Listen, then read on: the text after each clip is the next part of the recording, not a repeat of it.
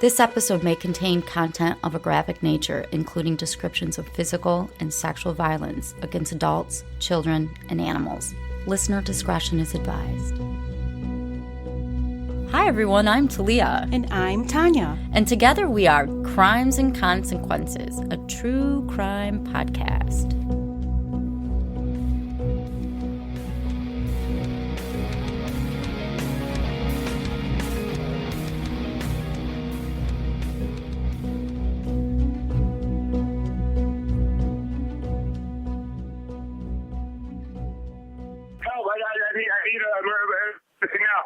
I just walked to my apartment. My fiance's on the floor with blood everywhere. Oh no! It's an apartment. She bleeding from? I don't know. I can't tell. She's. No.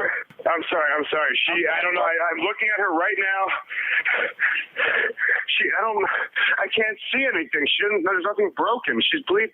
Ellie. You don't know where she's bleeding from? Can't see where the blood's coming from? I think her head. I think she hit her head. But it's everywhere. Hi, Tanya. Hi, Talia. Welcome back, everybody, to this week's episode of Crimes and Consequences. This one is somewhat of a mystery, and I don't know how I feel about it. So when I'm done, you can tell me what you think. Okay. I want to give a shout out to our patron, Amy, who suggested this. Thank you, Amy. Thank you, Amy. And for everybody else, I want to ask, if you haven't done so already, hit the subscribe/follow button on your favorite podcast. And you can all reach out to us and let us know what you all think about this story. Yeah, love to hear from all of you. No, I wouldn't. This is the story of Ellen Greenberg. Do you know this story? No, I haven't heard. Well, I'm going to give you a little background on Ellen. Ellen was born on June 23rd in 1983 in New York to Josh and Sandra Greenberg. Josh was a periodontist and Sandra was a dental hygienist. Ellen was their only child, and they just adored her. She was described as a girly girl who was always smiling. She excelled in high school, and after graduating from high school, she earned a degree from Penn State in communication. In 2011, which is when the story takes place, 27-year-old Ellen lived with her 28-year-old fiance named Samuel Goldberg. They lived in this 2-bedroom apartment in Venice Loft apartment complex, which I guess is on Flat Rock Road in Philadelphia. They'd been together for 3 years, and they had become engaged the summer before in 2010. The two planned on getting married August 13th of 2011. They were going to have this really big wedding at Hotel Hershey in Hershey, Pennsylvania. At the time, Ellen had earned a master's degree in education, and she was working as a first grade teacher at the, I think it's pronounced Juniata Park Academy, where she'd been employed for 3 years. And Sam worked as a television producer. On January 26th in 2011, school got out early because the weather was bad. There was this large northeastern storm that was going to hit Philadelphia. Ellen arrived home before noon, and that day Sam was home too. They lived on the 6th floor of their apartment complex, and around 4:45 that afternoon, Sam went to go to the gym, and that was in the apartment complex. I don't know if it was the same building, but it was a gym in Venice Loft. When he returned home at around 5:25, he found the door was locked. He used his keys to get in, but he couldn't because the latch on the inside, there was this latch, it prevented him from accessing it. So he starts pounding on the door, and he doesn't get any answer. He calls Ellen, and he still doesn't get an answer. Then he begins texting her. And these are the texts he sent. Hello? No response. Open the door. No response. What are you doing? No response. I'm getting pissed. No response. Hello? Again, no response. You better have an excuse. Then he writes, what the fuck? And his last text is, you have no idea. And I believe these text messages took about 12 minutes. After getting no answer from her, he went to the apartment complex lobby, and he found that there was a security guard working there. I think he was working the front desk. His name was Phil Hanton, and he was 67 years old. Sam asked Phil if he would help him break the lock to get in. He said, I can't get into my apartment. But of course, what's Phil supposed to say? He's like, I can't help you break in. Sam ends up going back upstairs and breaking into the apartment himself. When he does, he finds his fiance slumped on the hardwood floor of the kitchen. She's wearing a gray purple hooded sweatshirt, gray sweatpants, and her Ugg boots. Same clothes she'd been wearing when he left. I think it's maybe 45 minutes earlier. And she's covered in blood. He then calls 911. The call comes in at 6:33 p.m. And I'm going to play the call for you guys. Help, I need now. I just walked into my apartment. My fiance's on the floor with blood everywhere. What is the address? 4601 Flat Rock Road. Please come. Help. 4601 Flat Rock Road. Is this a house or apartment? Oh, no. Oh, no. It's an apartment. What apartment number? Please, Harry, please. Where is she bleeding from? I don't know. I can't tell. No. So you have to calm yourself down in order to get you some help. I'm sorry. I don't know. I'm looking at her right now. I can't see anything. There's nothing broken. She's bleeding. Ellie. You don't know where she's bleeding from? Can't tell where the blood's coming from? I think her head. I think she hit her head, But it's everywhere. Okay, it's everywhere. Think she might have fallen? Do you know what happened? She may have slipped. There's blood on the table. Her face is a little purple. Okay, hold on for rescue for her. Stay on the phone.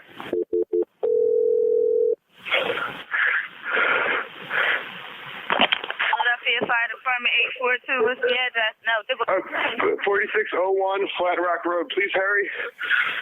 Yes. What's wrong? I went downstairs to go work out. I came back up. The door was latched. My fiance's inside. She wasn't answering. So after about a half hour, I decided to break it down. I see her now just on the floor with blood. Like she's not responding. Okay, is she breathing? Look at her chest. I need you to calm down, and I need you to look at her chest. It's really. I really don't think she is. Listen to me. Someone's on the way. Look at her chest. Is she flat on her back? She's on her back. So I bring her. Look at her chest and tell me if it's going up and down, up and down. I don't see her moving. Okay, do you know how to do CPR? I don't. Okay, I can tell you what to do, okay, until they get there. I want you to keep her flat on her. God. Hello? Yeah, hi, okay. Are you willing to do CPR with me over the phone until they get there? I have to, right? Okay, so get her flat on her back, bare her chest, okay? You want to rip her shirt off. Okay? Kneel down by her side. Oh, my God. Ellie, please. Listen, you can't freak out, sir, because you Okay, I'm trying not to. Her shirt won't come off. It's a zipper. Oh, my God. She stabbed herself. Where? She fell with a knife. Oh, no. Her knife's sticking out. What? There's a knife sticking out of her heart. Oh, she stabbed herself? I guess so. I don't know where she fell on it. I don't know. Okay, well, don't touch it. Okay, so I just let her down here now. I mean, what do I do? No, I mean, you can't. If the knife is in her chest, it's going to be kind of hard for you to do CPR at this time. Oh, no. Oh, my goodness. Okay. Police, which operator? 277. Is someone coming here? Yes, they are. You said 4601 Flat Rock, right? Yes. Okay, someone's on the way. And the knife is still inside? Wait, so what? The knife is still inside of her? Yes, I didn't take it out. Was it her chest or what area? It's in her chest. It looks like it's right in her heart. Okay, someone's on the way out there. Okay, just get. Oh my God! How old is she? She's 27. 27, and there's no sign of life at all. No, please don't be. What? Pinch her under her arm and tell me if she responds to pain. Ellie. She's not. Her arm and her hands are still warm. I don't know what that means, but there's blood everywhere. I know, but you can't, and the knife is still inside of her. How far? Can you see how far it went in? It looks pretty deep. Okay. It looks it's a long knife. Don't touch anything. Yeah, don't touch anything, okay? I'm not touching anything. I can't believe this, though. So wait, it was just you there with her? We're the only ones here. And she ran in the door, you said latched it shut? No, I went downstairs to work out, and when I came back up, the door was latched. Oh. Like it was, it wasn't like it was like locked from the inside. And I'm yelling, and so I was Was your house yelling. broken into? No. So there's no sign of a break-in? No sign of a break-in at all. I mean, there will be when you get here because I had to break the latch, but to get in. Okay, and this is a house, right? It's an apartment, 5 Rock Road. Okay, that'll help. Oh my God. All right, thank you. Mm-hmm. Bye. So that was a 911 call. That was a wild ride. I know. What? I'm so confused. Well, let me tell you a little bit more about what happened. Emergency response team comes right away, and they enter the apartment. She was declared dead. Pretty much right away. When they found her, she was slumped against a cabinet with her shoulders and neck resting on it, and a 12.5-inch serrated knife was embedded 10 centimeters into her chest. Her legs were out in front of her, so she wasn't laying flat on her back. No, she wasn't. She had a white towel in her left hand. It was a white kitchen towel. Her right hand had blood on it, and it was in a closed but loose fist position. Her body was taken to the medical examiner's office, and police, of course, are investigating the scene. They couldn't find any signs of any sort of intruder, only the broken latch on the door made by Sam. And robbery didn't appear to be a motive, as there was money laying out. In the apartment, they had 3 laptops. One was still sitting on the kitchen island. It was Sam's. Investigators couldn't find any signs that she tried to run away or escape from anyone. Nothing was in disarray. Blood was only found in the kitchen area. On the countertop was a bowl of blueberries and a freshly cut orange. In the sink, there were 2 clean knives. Now, an autopsy was conducted on Ellen the next day by the Philadelphia medical examiner. Ellen's body had so many stab wounds that I read the autopsy, and they had to label the wounds A, B, C, all the way down to the letter T. Oh my gosh. Yeah, that's a lot of wounds. In her chest, below her neck, were 8 different knife wounds. Some of them were only 1/4 of a centimeter deep, so they weren't very deep at all. But one of them was 4 inches deep, and that was the one that was just by her heart. There were 2 deep stab wounds to her abdomen. One pierced her liver. Now, this is really weird. There were 10 wounds, knife wounds, to the back of her neck. And when I say back of her neck, I'm talking just below that hairline in that area. 2 of them were 3 inches deep. It's pretty deep. Yeah, that's pretty deep. On her abdomen, her right leg, and her arm, she had 11 bruises, and they were described as being in various stages of resolution. On her scalp, there was a 6.5 by 1 centimeter cut that went through her skin all the way deep into her scalp. In total, she had 20 stab wounds, 10 being to the back of her neck, as I said, right below her hairline. And one of those wounds actually injured her spinal cord. After the autopsy, the medical examiner declared her manner of death homicide. So the homicide department got involved. The homicide detectives, they're reviewing everything. The scene is still secured. They noticed that most of the blood was confined to the area where Ellen was. It was mostly under her body. There was 2 small areas of blood spatter on the granite countertop above where she was found. There was a little more blood splatter on the cabinet that she was found leaning against, but there was really no other blood in the apartment. On the counter was a Cutco knife block. It was by the sink. It was over on its side, and the knife found in Ellen matched one of the missing knives from the block. Police, of course, questioned Sam and Ellen's neighbors. Ellen's neighbors said they didn't hear anything besides Sam pounding on the door. So they pulled the CCTV footage from the apartment complex. Now, the footage itself only shows the entryway of the building, and it didn't show anybody strange coming in and out. There were no other cameras around, none on her floor or anything to examine. Was this the only entrance then? I'm guessing. Okay. I don't know. It's a good question. I'm guessing. They also examined the key fob info, and it matched what Sam said. To investigators, it didn't appear that there was any defensive wounds on Ellen's body like you would expect from someone who's being attacked by a knife. Her clothes and the knife were sent for DNA testing. They didn't fingerprint the knife, but they did send it for DNA testing. And the only DNA they found on it was Ellen's. As I stated earlier, Ellen and Sam lived on the 6th floor. So they looked at the balcony, and remember, there's this major snowstorm. And the balcony was very small. It was narrow. And there was so much snow on it that it was clear to investigators that no one had been on that balcony. And as I mentioned, none of the furniture was disturbed. Ellen's laptops were found in the bedroom. To authorities, it began looking more and more like Ellen may have actually killed herself. What? Think about it. There's no signs of an intruder. There's no robbery. There's no defensive wounds. And they didn't find any drugs or anything in her system, like she was drugged first, or? Well, there were some drugs in her system, but I will get to that. Okay. Her friends and family had noticed a change in her behavior about maybe 6 weeks earlier. She seemed very anxious. She was normally a very bubbly, happy person. But when they questioned her about it, she just kept saying that her work was giving her anxiety. Or she'd say over and over again, I don't want to talk about it. And really strangely, she asked her parents in December if she could move back home with them in their Harrisburg, Pennsylvania house.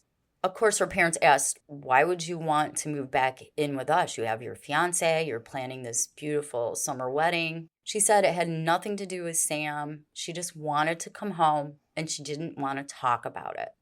Ellen's mom, Sandra, urged her to see a psychiatrist, and she did. This was in the beginning of January. She was prescribed Zoloft, but she didn't like how it made her feel. The psychiatrist's name was Dr. Berman, and she ended up seeing Dr. Berman 3 times. She saw her January 12th, January 17th, January 19th, and as I said, she was originally prescribed Zoloft and a low dose of Xanax. But Ellen didn't like how those drugs made her feel, so she asked the doctor for maybe something different, and the doctor prescribed her Ambien because she was having trouble sleeping, and Klonopin. During her visits with Dr. Berman, she discussed how she felt overwhelmed with work. She was complaining about having trouble with some new school district regulations and that she was having a few difficult students, but she didn't get into any real depth about it. And I think it's interesting because she's teaching 1st grade. I was going to say, isn't she teaching elementary kids? Yeah. She expressed that she had no thoughts of suicide. And when it came to talking about Sam, she only had positive things to say about him. Of course, the psychiatrist asked, are you being abused? And she said, no, we don't have any fights. Things are fine. She just kept saying she was overwhelmed with work and she was just having severe anxiety. So you asked me, were there any drugs in her system? The only drugs that they found in the toxicology reports were Ambien and Klonopin, and they didn't find that she'd abused them in any way. During her last office visit with Dr. Berman, the doctor noted that Ellen seemed, quote, way better. And Ellen had told her mom that she was feeling really good with the new medicine. 4 days before her death, Ellen mailed out save-the-date cards for her wedding to friends and family. As a result of learning all these things about her anxiety and no one else's DNA being found on the knife and the door being locked from the inside, homicide detectives became convinced that Ellen had indeed committed suicide, even though the medical examiner had said it was homicide. And there's no note, by the way, left by Ellen. What they believed were that these shallow puncture wounds to Ellen's body were tests or hesitation wounds, and they urged the medical examiner, his name was Dr. Osborne, to change the manner of death to suicide. But remember, there was that spinal cord injury, and that concerned Dr. Osborne. How could she have possibly stabbed herself in the chest if her spinal cord had been injured? It bothered him so much that before he was willing to change the manner of death, he wanted an opinion about the spinal cord. So we reached out to a doctor named Dr. Rourke Adams, a neurologist, and he asked her to look at the injury. But instead of having her come over to the medical examiner's office, Dr. Osborne walked a section of Ellen's spinal cord, basically like in a jar, over to Dr. Rourke Adams in the very heavy snow for an informal, quote, curbside exam. Well, this is weird. It's very strange, right? Yes. Very, very strange. Dr. Rourke Adams didn't use a microscope, but she said to him, according to Dr. Osborne, that the dura, or the sheath covering the spinal cord, was cut, but not the spinal cord itself, which would indicate that Ellen wouldn't have lost motor function and she wouldn't have been paralyzed from the injury. Instead, it would have just probably caused her to feel numb, which would have allowed herself to stab herself more and not feel anything. Police believe Ellen stabbed herself repeatedly while standing near the cabinet and then slid down to the seated position on the floor where she was found by Sam. What a weird way to kill yourself. Eventually, Dr. Osborne agreed to reverse his original decision of homicide, and he changed Ellen's manner of death to suicide. He did. For months, Ellen's parents wrangled with the idea that she killed herself. Her mother had spoken to her on the phone that morning, the morning she died, and she seemed fine. She was actually on her way to school, and she called her mom, and she seemed fine. She texted a friend around noon about being happy that school got out early. But this just didn't sit well with her family, and they really wanted more information. They ended up paying for a copy of Ellen's autopsy reports, photos of her body at the scene, the medical examiner's investigation report, and they sent it to the very famous Dr. Cyril Wetch. He's so well known. You met him, right, at CrimeCon? Yeah, I met him at CrimeCon. He's like 90 years old, and he has all these books. I believe he was one of the first people who challenged the single bullet theory of JFK's assassination. Yeah, he gave a talk about it at CrimeCon that I went to. Oh, well, before I tell you what his conclusions were, we're going to take a quick break.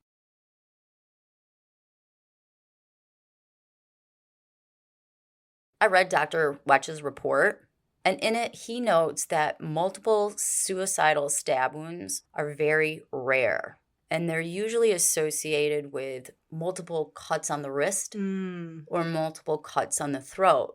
Often those types of suicides, you'll see hesitation slices or cuts because they are testing and they're trying it out. But rarely has he ever seen anybody that stabbed themselves in the back. And remember, 2 of those stab wounds were 3 inches. He said in his report, with murder, you're usually going to get multiple stab wounds to the side, the back, the stomach. And something that he found interesting is if someone is going to commit suicide and they are going to stab themselves, they don't usually do it through their clothing because it makes it more difficult, and Ellen was stabbed through her clothing. Dr. Wetch noted that with Ellen, the stab wounds to the upper neck and lower head seemed unlikely suicidal stab wounds because the wounds themselves, specifically wounds K, L, Q, and R, and S, some were in vertical directions, left to right, and some were right to left and horizontal. And as I said, some of them are deep. He ended his report saying, quote, "Following the review of all the submitted documents, the results of the autopsy, and the accounts from the investigation, based upon a reasonable degree of medical certainty, it's my professional opinion that the manner of death of Ellen Greenberg is strongly suspicious of homicide." Good enough for me. Case closed. The family continued hiring more professionals to help them understand what happened to their daughter. They reached out to the Vidocq Society, I believe that's how it's pronounced, which is a crime-solving group, and there's one in Philadelphia. And I looked up them, and they provide pro bono expert assistance to law enforcement agencies across the United States. It's made up of volunteers that are forensic experts and investigators. Its members include profilers, criminologists, forensic scientists, medical examiners, active and retired law enforcement agencies, prosecutors, polygraph examiners, and other people skilled in solving cases. They usually do a lot of cold cases. In reviewing Ellen's case, one expert from the society noticed that Ellen had a stream of blood running horizontally across her cheek from the side of her nose left to her ear, but her body had been slumped upright in the opposite direction. And that may not seem significant, but blood shouldn't drift in that direction unless she'd been moved. Now, years have gone by, just so you know, when all of this is happening and these experts are looking at it. The family hired a former homicide prosecutor named Mr. DeAndrea to help them find out what really happened. They're still just really confused. And when he's going through Ellen's files and all the information on her case, he noticed there was no neurological report from Dr. Rourke Adams about the spinal cord injury and the damage that was done to it. So he reached out to Dr. Rourke Adams, did that curbside review, Right.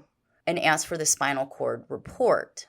She wrote back, quote, "I have no recollection of such a case," end quote. In 2017, Mr. DeAndrea found out something strange. A piece of Ellen's spinal cord was still at the medical examiner's office, kept in storage. So I don't know how, but he ended up getting a forensic pathologist named Dr. Wayne Ross to review it. Dr. Ross concluded, quote, "There was evidence of a stab wound which penetrated the cranial cavity and severed the cranial nerves and brain. As a result, she would experience severe pain, cranial nerve dysfunction, and traumatic brain signs and symptoms including numbness, tingling, irregular heartbeat, respiratory depression, neurogenetic shock, and impaired loss of consciousness." He also noted that based on the autopsy report, photographs, and all the stuff that he looked at, because he evaluated everything, he believed that there was evidence of strangulation. There was a mark over the front of her neck, which was consistent with a fingernail mark, and there were multiple bruises under her neck.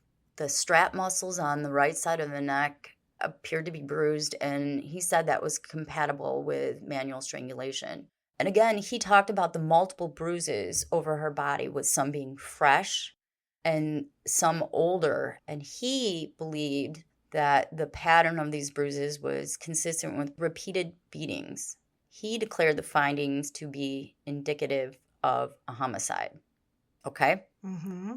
Dr. Henry Lee. Oh, Dr. Henry Lee. Yeah, and I know recently he's had some questionable things about him and some of his reports, but in 2018, he was consulted, and I read his report, and he concluded that the number and types of wounds and different bloodstain patterns were consistent with homicide. Now, there's this back and forth between the Philadelphia Police Department and the Attorney General's office in regards to the case. In 2018, the Attorney General's office for Pennsylvania conducted their own investigation into the manner of death, and they concluded that it was suicide. After a lot of pressure, a spokesperson from the Attorney General's office provided something interesting that the public didn't know about before. It was a search history of Ellen's computer, and the search history was from December 18th of 2010 to January 10th of 2011. There's nothing of importance for the 16 days leading up to her death. Apparently, this search on her history had been conducted on April 1st of 2011, but this was the first time I believe it was shared with the public. So some of these entries in her computer were 7 weeks prior to her death, and that is when her family first started noticing she was behaving differently. On December 18th at 2:30 in the afternoon, someone typed in suffocation, and then later went to Wikipedia and looked up suicide methods. On January 3rd, someone typed in sex fantasy death, and then typed in model death. On January 6th, the word Zoloft versus Prozac was typed in, and Prozac side effects. On January 9th, someone typed in girl electrocuted to death trying to Twitter in bathtub. Or that was one of the searches results. And Twitter in bathtub death. On January 10th, someone typed in quick suicide, and then euthanasia, and then painless suicide. Hmm. Weird. Very weird. In October of 2019, the Greenbergs filed a civil suit against the Philadelphia Medical Examiner's Office and Dr. Osborne, the pathologist who performed the autopsy.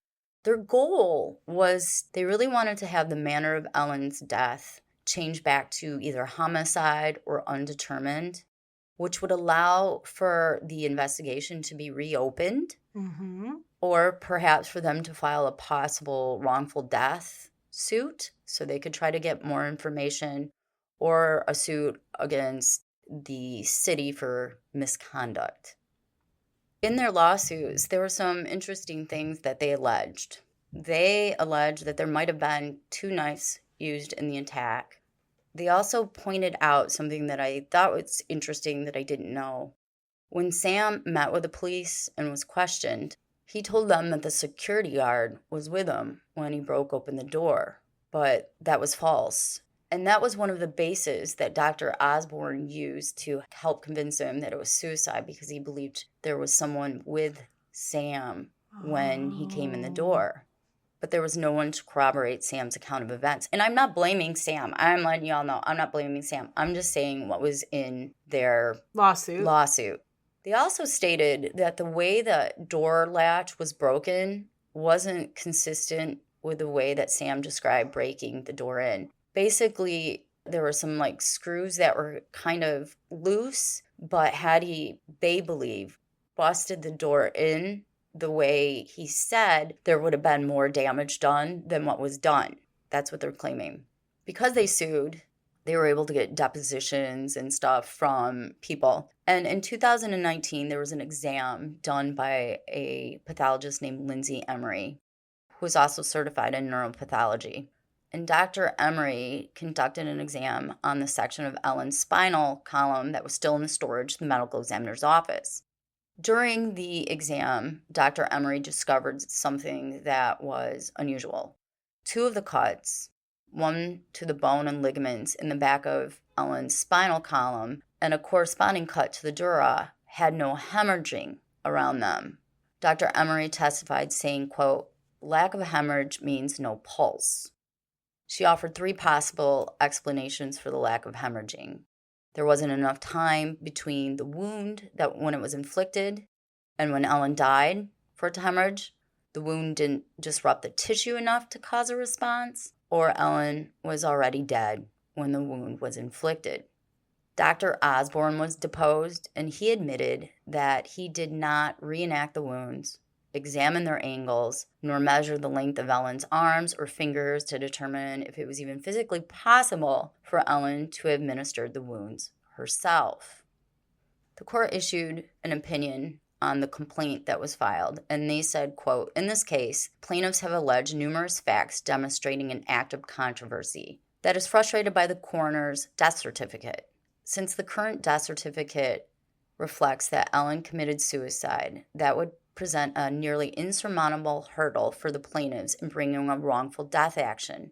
It's not unreasonable or unjust or an abuse of discretion for the court to make a declaratory finding that Dr. Osborne may have erroneously determined Ellen's manner of death or abused his discretion by not considering whether it was appropriate to amend her death certificate under the unique circumstances of this case." What that really means is they said that Ellen's parent should have a right to have a trial brought out. Really? The city of Philadelphia has appealed. If they lose their appeal, the Greenberg's case against the city and Dr. Osborne will go to trial. Go to trial to see if you abused his discretion?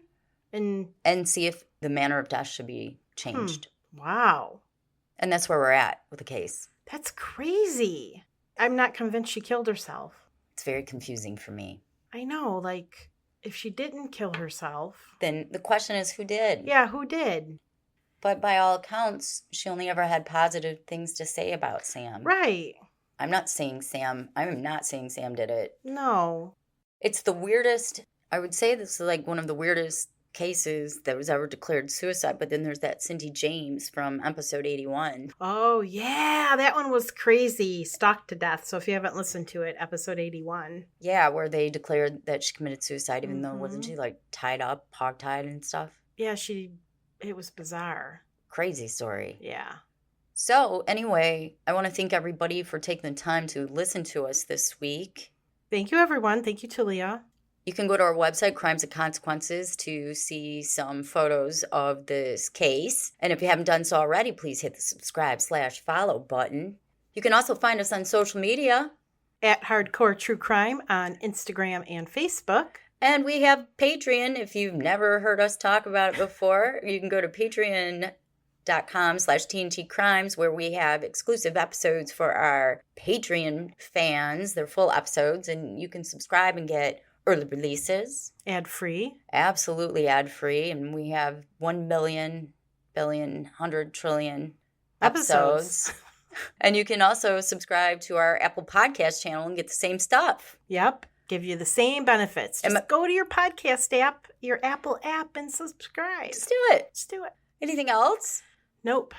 No? No. That's it? I think so. Okay. You mentioned our website, right? CrimesandConsequences.com. There we go. Until our next episode. Don't kill each other. Bye. Bye.